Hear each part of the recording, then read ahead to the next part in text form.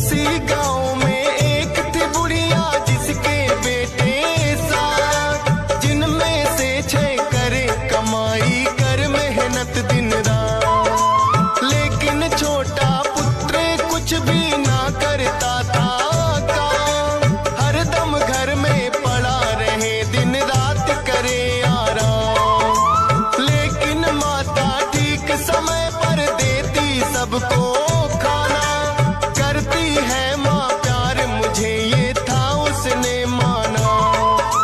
छोटी बहू ने एक दिन अनजाने में देख लिया, बची कुची जूठन भाइयों की उसको खिला दिया।